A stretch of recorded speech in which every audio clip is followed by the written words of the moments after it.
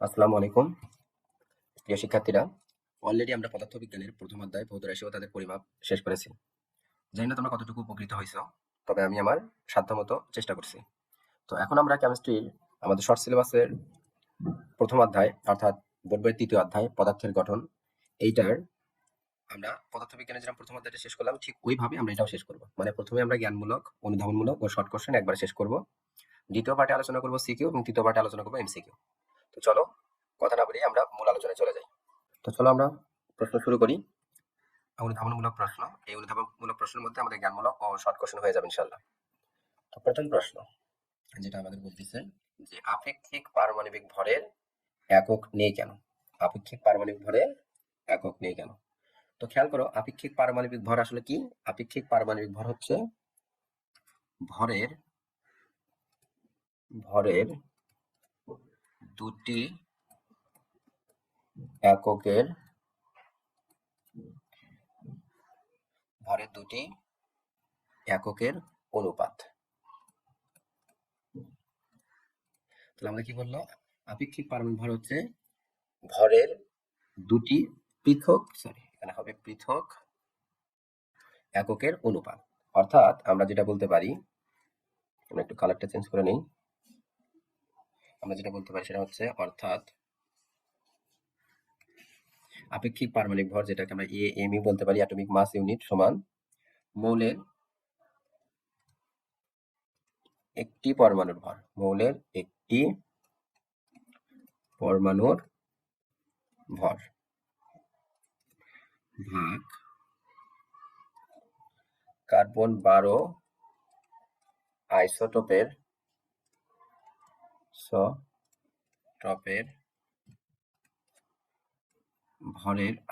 ভরের 1/12 অংশ। তাহলে কি? মৌলের একটি পরমাণুর ভর আর কার্বন 12 আইসোটোপের ভরের 1/12 অংশ।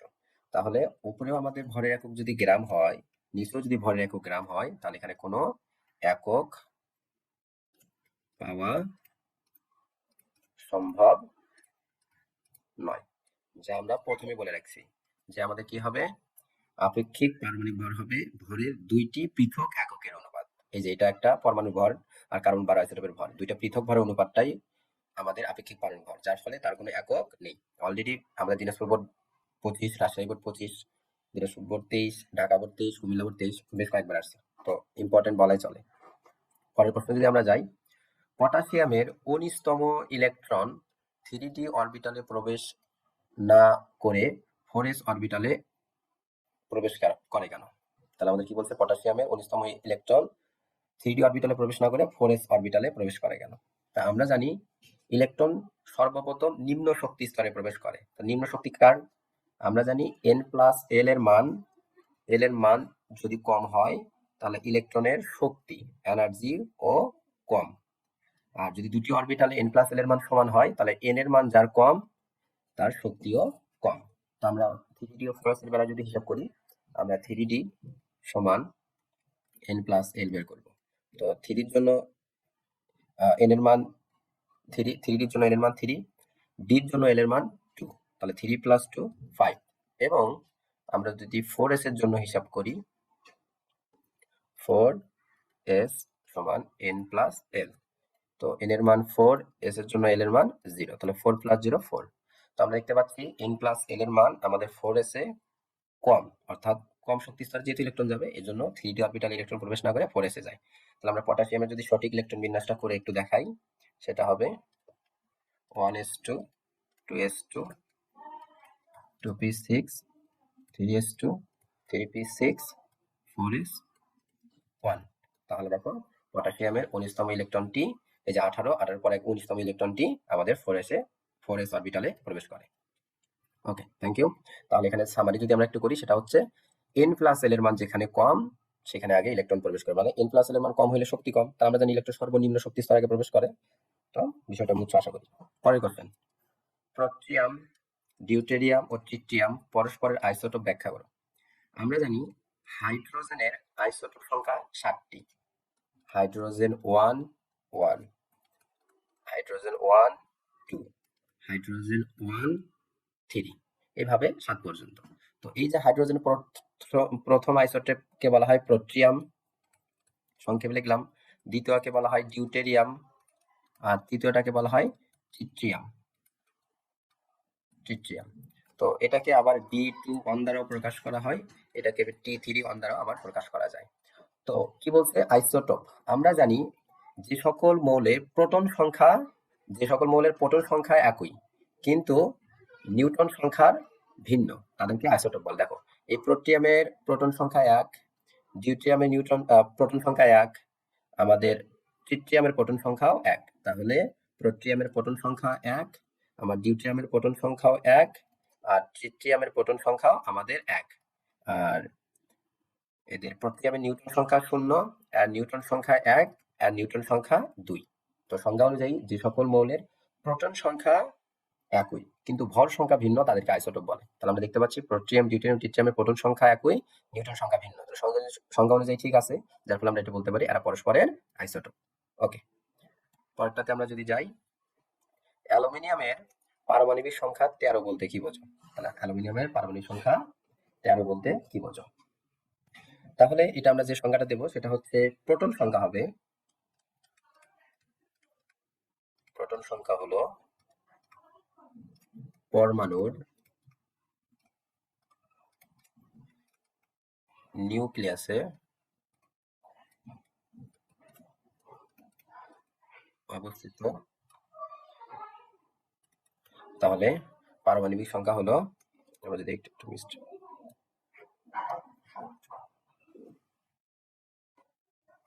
এখানে হবে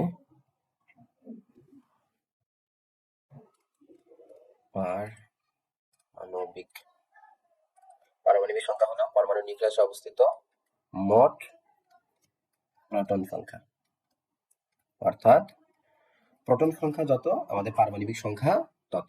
প্রোটন সংখ্যাকেই পারমাণবিক সংখ্যা এই কারণে আমরা বলতে পারি। তাহলে এখানে 13 বলতে বোঝাচ্ছে অ্যালুমিনিয়াম পরমাণুর নিউক্লিয়াসে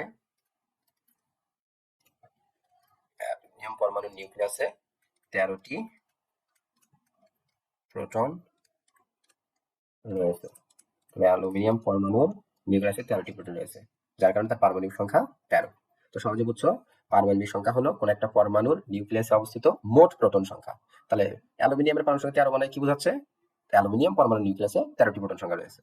ওকে, পরের কোশ্চেনে যদি আমরা যাই, অক্সিজেন 2 - 8 16 বলতে কি বোঝো? তাহলে এখানে আমরা যেটা বুঝি এর প্রোটন সংখ্যা 8, অর্থাৎ পারমাণবিক সংখ্যা 8, নিউট্রন সংখ্যা, ভর সংখ্যা মাইনাস প্রোটন সংখ্যা, অর্থাৎ নিউট্রন সংখ্যা 8, ভর সংখ্যা আমাদের 16, তারপর ইলেকট্রন সংখ্যা আমাদের 8 প্লাস 2, তাহলে কত হবে 10। তাহলে অক্সিজেন হলো 8, 2 মাইনাস, অর্থ বোঝাচ্ছে তার প্রোটন সংখ্যা 8টি, নিউট্রন সংখ্যা 8টি, ভর সংখ্যা 16টি এবং ইলেকট্রন সংখ্যা 10টি। ওকে, থ্যাংক ইউ। পরের প্রশ্ন বলছে রোগ নিরাময়ে আইসোটোপের ভূমিকা ব্যাখ্যা করো। আচ্ছা, রোগ নিরাময়ে আইসোটোপের ভূমিকা ব্যাখ্যা করো। আইসোটোপ আমরা একটু আগে পড়লাম যে সকল মৌলের প্রোটন সংখ্যা সমান এবং নিউট্রন সংখ্যা ভিন্ন তাদেরকে আইসোটোপ বলে। তো রোগ নিরাময় আমরা রোগ চিকিৎসা ক্ষেত্রে দুই ভাবে ব্যবহার করি, একটা রোগ নির্ণয়ে মানে কোন ধরনের আমাদের রোগ হয়েছে সেটা শনাক্তকরণে, এবং আরেকটা রোগ নিরাময়। তো রোগ নিরাময় অনেকগুলো ব্যবহার আছে, হাড়ের ব্যথার চিকিৎসা আছে, রক্তের লিউকামিয়া রোগের চিকিৎসা আছে, গলগণ্ড রোগের চিকিৎসা আছে, আয়োডিন 132। তো আমরা যদি একটু লিখি 131 আয়োডিন, এটা থাইরয়েড রোগের চিকিৎসায়, আমাদের গলগণ্ড রোগের চিকিৎসায় ব্যবহার করি। আবার হচ্ছে 60 কোবাল্ট আমরা গামা রশ্মি নির্গমনের মাধ্যমে ক্যান্সার কোষকে ধ্বংস করতে পারি। তারপর আমাদের হাড়ের ব্যথা চিকিৎসায়, এরকম বিভিন্ন ব্যবহার তোমাদের বোর্ড বইতে তোমরা দেখতে পারবা, ওখান থেকে তোমরা এই প্রশ্নটা করে নিবা। তাহলে যেহেতু খ নম্বর আমি দুইটা উদাহরণ দিলাম, আয়োডিন 131 এটা থাইরয়েড রোগের চিকিৎসা, 60 কোবাল্ট ক্যান্সার কোষকে ধ্বংস করতে ব্যবহার করা হয়। ওকে, পরের কোশ্চেন, সোডিয়ামের ভর 23 বলতে কি বোঝো? ভর সংখ্যা কাকে বলে? ভর সংখ্যা A সমান P প্লাস N। পিতে আমাদের প্রোটন সংখ্যা, এনতে আমাদের নিউট্রন সংখ্যা। তাহলে আমরা বলতে পারি প্রোটন ও নিউট্রন সংখ্যার সমষ্টিকে ভর সংখ্যা বলে। তাহলে সোডিয়ামের ভর সংখ্যা 23 বলতে বোঝাচ্ছে এখানে আমাদের প্রোটন ও নিউট্রন সংখ্যার সমষ্টি হবে 23। তাহলে আমরা যদি একটু সোডিয়ামের দিকে তাকাই, সোডিয়ামের পারমাণবিক সংখ্যা হচ্ছে 11 আর ভর সংখ্যা যেহেতু 23, তাহলে আমরা এখান থেকে প্রোটন সংখ্যা বলতে পারি 11, নিউট্রন সংখ্যা বলতে পারি 23 মাইনাস 11 অর্থাৎ কত হবে 12। তাহলে আমরা বলতে পারি সোডিয়ামের কাছে প্রোটন ছিল 11টি আর নিউট্রন ছিল 12টি, এই টোটালে আমাদের 23। তাহলে নিউট্রন সংখ্যার সোডিয়ামের ভর সংখ্যা 23 বলতে বোঝাচ্ছে নিউট্রন আর প্রোটন সংখ্যার সমষ্টি। নাইট্রোজেনের আণবিক ভর 23 কি বোঝায়? আণবিক ভর এটা একটু মাথায় রাখবা। পরমাণুর পারমাণবিক ভর, পরমাণুর পারমাণবিক ভর আর অণুর পরমাণুর পারমাণবিক ভর, অণুর আণবিক ভর। নাইট্রোজেনের আণবিক ভর চাইছে, নাইট্রোজেন একটি দ্বিপরমাণুক অণু, তাহলে N2।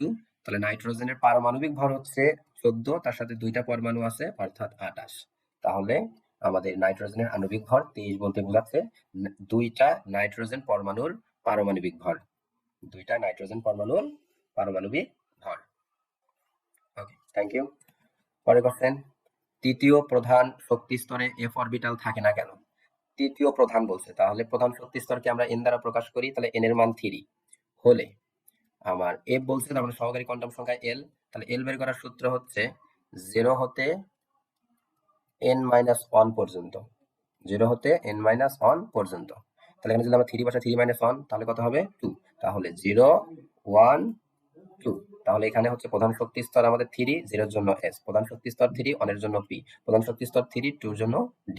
তাহলে আমাদের দেখা যাচ্ছে প্রধান শক্তি স্তর যদি আমাদের 3 হয়, সহকারী কোয়ান্টাম সংখ্যার মান হয় 0 1 2, যার ফলে আমাদের প্রধান তৃতীয় শক্তি স্তরের জন্য 3s 3p আর 3d সম্ভব হলেও এফ অরবিটাল সম্ভব হবে না, কারণ এফ অরবিটালের জন্য এল এর মান হওয়া লাগবে আমাদের 3, যা প্রধান শক্তি স্তরে সম্ভব নয়। অর্থাৎ প্রধান শক্তি স্তর আর সহকারী শক্তি স্তর কখনো সমান হওয়া সম্ভব নয়।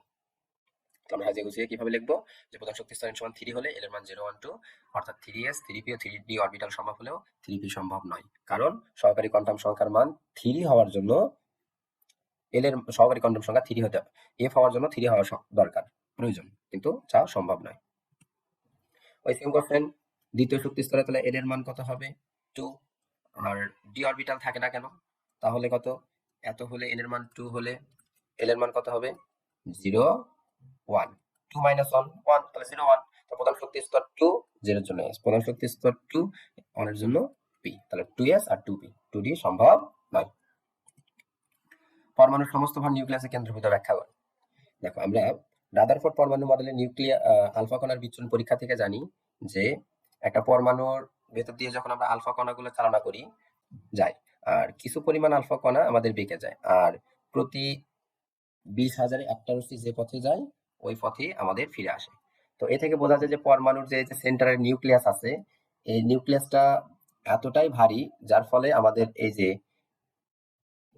যে আলফা রশ্মিগুলো ওর উপর দিয়ে বায়ুকে ভেদ করে যেতে পারছে না। কারণ আমরা যদি এটা প্র্যাকটিক্যালি ধরি, আমরা হালকা বস্তুকে যদি আমরা ধাক্কা দিই, তাহলে সহজে হালকা বস্তুটাকে আমরা সরে ফেলতে পারবো, কিন্তু যখন আমরা একটা ভারী বস্তুকে ধাক্কা দেবো, এই ভারী বস্তুকে কিন্তু আমরা ধাক্কা দিলে আমরা একটা হালকা বস্তু ছিটকে যেতে দেখি। আরো একটা ব্যাখ্যা আমরা বলতে পারি, যেহেতু নিউক্লিয়াসটা প্রোটন আর নিউট্রনের সমষ্টি, তাহলে একটা পরমাণুর প্রোটন আর নিউট্রন সেন্টারে অবস্থান করে, যার ফলে নিউক্লিয়াসটা তার পরমাণুর পুরো ভরটা নিয়ে অবস্থান করে, আর সাইড দিয়ে যে ইলেকট্রনগুলো সেগুলো ঘোরাফেরা করে। ওকে, তাহলে আমি তোমাদের যদি সামারি একটু বলি, সেটা হচ্ছে পরমাণু সমস্ত ভর নিউক্লিয়াসে কেন্দ্রীভূত, কারণ পরমাণু নিউক্লিয়াসে প্রোটন ও নিউট্রন অবস্থান করে, আর আমরা জানি প্রোটন নিউট্রনের ভর সব থেকে বেশি, আর ইলেকট্রন হচ্ছে তাদের তুলনায় 2000 গুণ হালকা, প্রায় 2000 গুণ হালকা। ওকে, পরে কোশ্চেন, পরমাণু বিদ্যুৎ নিরপেক্ষ বা তড়িৎ নিরপেক্ষ ব্যাখ্যা করো। আমরা জানি পরমাণু বিদ্যুৎ নিরপেক্ষ অর্থ তার কোনো ধনাত্মক বা ঋণাত্মক কোনো চার্জ থাকে না, ধনাত্মক বা ঋণাত্মক কি থাকে না, কোনো চার্জ থাকে না।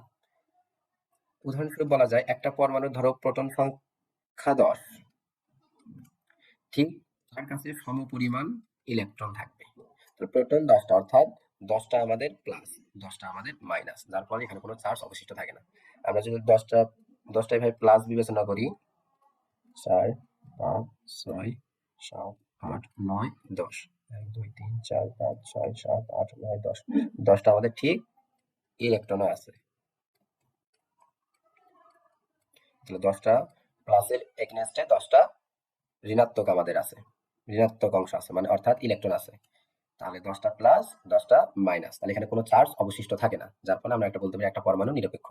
আর যদি এমন হতো আমাদের প্রোটন আছে ধরো 5টা, ইলেকট্রন আছে আমাদের 4টা, তাহলে এটা কিন্তু আমাদের একটা প্লাস চার্জ অবশিষ্ট থাকে, তাহলে এটাকে আমরা নিরপেক্ষ বলতে পারবো না। কিন্তু এই অবস্থাটা কিন্তু নিরপেক্ষ, আর এই অবস্থা অনিরপেক্ষ। তাহলে আমরা পরীক্ষায় কিভাবে লিখবো? পরীক্ষা আমরা বলবো একটা পরমাণুতে সমান সংখ্যক প্রোটন ও সমান সংখ্যক ইলেকট্রন থাকলে ওই পরমাণুটি নিরপেক্ষ। তা আমরা জানি একটা পরমাণুতে সমান সংখ্যক প্রোটন ও সমান সংখ্যক ইলেকট্রন থাকে, যার ফলে একটা পরমাণু বিদ্যুৎ নিরপেক্ষ। ওকে, পরের কোশ্চেন। কৃষিক্ষেত্রে আইসোটোপের ব্যবহার 32 ফসফেট যেরকম 60 কোবাল্ট ব্যাকটেরিয়াকে ধ্বংস করে, এরকম করে আমাদের কিছু পরমাণুর ব্যাখ্যা তোমাদের বইতে দেওয়া আছে, তোমরা এগুলো পড়ে নিবা। হ্যাঁ, ফসলে আমরা মান উন্নয়নে, আবার হচ্ছে পোকামাকড় নির্মূল করতে আমরা এই আইসোটোপগুলো ব্যবহার করে থাকি। এগুলো ব্যবহার তোমরা দেখবা, আমি শুধু প্রশ্নটা একটু বলে দিলাম। এখানে পরের যে কোশ্চেনটা সেটা বলতেছে O2 অক্সিজেন অণু হলেও, মৌলের অণু হলেও CO2 কার্বন ডাই অক্সাইড যৌগের অণু। আমরা জানি অণু, অণু কি? অণু অর্থ হচ্ছে কতকগুলো কতকগুলো পরমাণুর সমষ্টি। তার অণু কি? কতগুলো পরমাণুর সমষ্টি। অণু আমাদের দুই প্রকার, একটা হচ্ছে একই মৌলের অণু বা মৌলের অণু, আর একটা হচ্ছে যৌগের অণু, যৌগের। মৌলের অণু কি? মৌলের অণু বলতেছে একই পরমাণুর, একই পরমাণু, তাহলে একই পরমাণুর সমন্বয়ে যেগুলো গঠিত হবে, তাহলে একই পরমাণুর সমন্বয়ে যেগুলো গঠিত হবে তাকে বলবো আমরা একই মৌলের পরমাণু। আর ভিন্ন ভিন্ন পরমাণুর সমন্বয়ে, তাহলে কি বললো? ভিন্ন ভিন্ন পরমাণুর সমন্বয়ে গঠিত যৌগকে আমরা বলি যৌগের অণু। তাহলে কার্বন, অক্সিজেন, O2, এখানে আমাদের দুইটা অক্সিজেন পরমাণু যুক্ত হয়ে গঠন করছে O2, অর্থাৎ এটা মৌলের অণু। আর যৌগের অণু CO2, তাহলে কার্বন আর অক্সিজেন একত্রিত হয়ে হয়েছে আমাদের CO2, এটা হচ্ছে ভিন্ন ভিন্ন দুইটা পরমাণু যুক্ত হয়েছে, যেটা যৌগের অণু। তাহলে মৌলের অণু হচ্ছে একই মৌলের, আর যৌগের অণু ভিন্ন ভিন্ন মৌলের। পরে কোশ্চেন, রাদারফোর্ড পরমাণু মডেলকে সৌর মডেল বলা হয় কেন? রাদারফোর্ড পরমাণু মডেলকে সৌর মডেল বলা হয়, সৌরজগতে সূর্যের চারিদিকে যেমন গ্রহগুলো ঘোরে, বিভিন্ন গ্রহ, এটা সূর্য, সান, এটা হচ্ছে ধরো আর্থ, পৃথিবী। তাহলে সৌরজগতে সূর্যের চারিদিকে যেমন গ্রহগুলো ঘোরে, ঠিক তেমনি নিউক্লিয়াসের চারিদিকে আমাদের ইলেকট্রন গুলো ঘোরে। এটার ফলে আমাদের রাদারফোর্ড তার পরমাণু মডেলটাকে এই সৌর মডেলের সাথে কম্পেয়ার করছে, যার কারণে রাদারফোর্ড পরমাণু মডেলকে সৌর মডেল বলা হয়। তাহলে আমরা কি বলবো?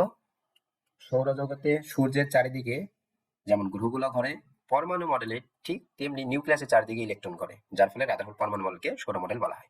পরের কোশ্চেন, কার তত্ত্ব অনুসারে রাদারফোর্ড পরমাণু মডেলের স্থায়িত্ব নিয়ে ব্যাখ্যা করো? উত্তর হচ্ছে ম্যাক্সওয়েল। ম্যাক্সওয়েল আমাদের কি বললো? যে নিউক্লিয়াসের চারিদিকে ক্রমাগত ইলেকট্রন ঘুরতে থাকলে ক্রমান্বয়ে শক্তি হারাবে, শক্তি হারাতে হারাতে তারা নিউক্লিয়াসে পতিত হবে, যার ফলে পরমাণুর কোনো অস্তিত্ব থাকবে না, অর্থাৎ তার স্থায়িত্ব নাই। তো রাদারফোর্ড পরমাণু মডেলের একটা অন্যতম সীমাবদ্ধতার মধ্যে ম্যাক্সওয়েলের এই কথাটা হচ্ছে সবচেয়ে গুরুত্বপূর্ণ। কিন্তু পরবর্তীতে বোর এই ব্যাখ্যাটাকে সুস্পষ্টভাবে দেয় যে নিউক্লিয়াসের চারদিকে ইলেকট্রন ক্রমাগত ঘুরতে থাকলে কোন একটা শক্তি স্তরে যখন ইলেকট্রনগুলো ঘুরবে তখন শক্তি শোষণ বা বিকরণ হবে না। কখন হবে? যখন এক শক্তি স্তর থেকে অন্য শক্তি স্তরে যাবে তখন শক্তি শোষণ বা বিকরণ হবে। ওকে, থ্যাংক ইউ, বুঝতে পারছি আশা করি। পরেরটা 4d ও 5s, 4d ও 5s অরবিটালে কোনটিতে আগে ইলেকট্রন প্রবেশ করবে ব্যাখ্যা করো।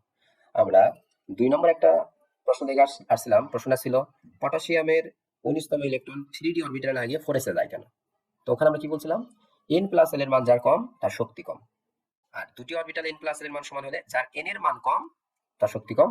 আর আমরা জানি ইলেকট্রন সর্বপ্রথম নিম্ন শক্তি স্তরে প্রবেশ করে ক্রমান্বয়ে উচ্চ শক্তি স্তরের দিকে প্রবেশ করে। তাহলে আমরা দেখবো 5d আর 4s এর মধ্যে 5 এর যদি আমরা ধরি n+l, তাহলে n এর মান 5, s এর জন্য l এর মান 0, তাহলে হচ্ছে 5।